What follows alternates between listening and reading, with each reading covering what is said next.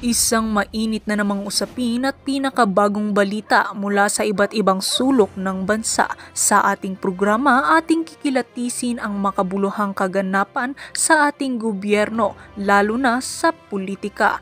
Tayo ay magbibigay linaw at magbibigay kaalaman sa mga mahahalagang isyu na dapat nating malaman at pagtuunan ng pansin.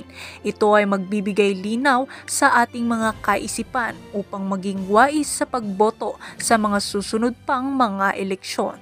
Maraming PMA generals ang nag-alboroto sa galit dahil nga sa administrasyon ni Pangulong Kuting na ito na patuloy sa mga kabalbalan at katiwalian.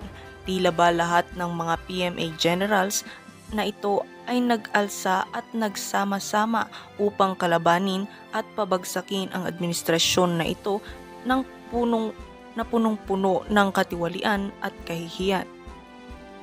Samantala, ito namang si Presidenteng Kuting ng Norte Jr. ay natatakot na tila ba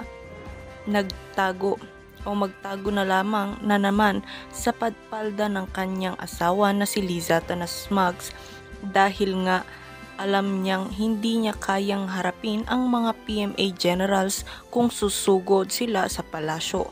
Tunay ngang kuting ang ating presidenteng ito dahil kulang sa tapang at lagi na lang nagtatago sa palda ng kanyang asawa na sobrang ugok din.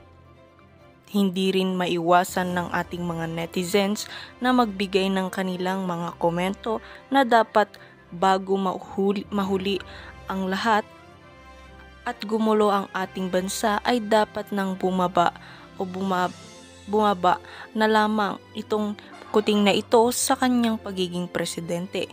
Yan lang ang makakatulong sa pag-unlad ng ating bansa.